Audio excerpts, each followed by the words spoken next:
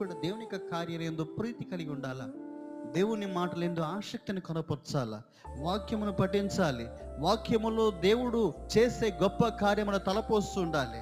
పరిస్థితులు, సమస్యలు, ఇరుకులు, ఇబ్బంది వచ్చినప్పుడు అయా పలాని వ్యక్తి జీవితంలో ఇదిగో నీ సేవకుల జీవితంలో అద్భుతమైన కార్యాలు చేసావయ్యా, ఎదిగో గానుగ చాటు నుండి గోధుమలు దుల్లగొట్టుకున్న గిద్దోను బలహీనుడిగా తను తాను ఎంచుకున్న నీ ఇశ్రాయేలుకి ఒక సైన్యాధిపతిగా లేకపోతే న్యాయాధిపతిగా నియమించావు కదయ్యా. కాబట్టి అద్భుతమైన రీతిగా తనతో మాట్లాడవు కదయ్యా, అద్భుతమైన జయసూచకమైన కార్యాలు వారి పట్ల మీరుండి జరిగించారు కదయ్యా.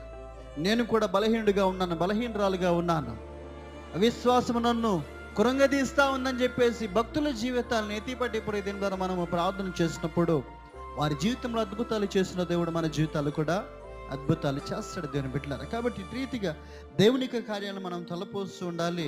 చూడండి ఆ మాటలు. దాని తర్వాత 3వ వచనం,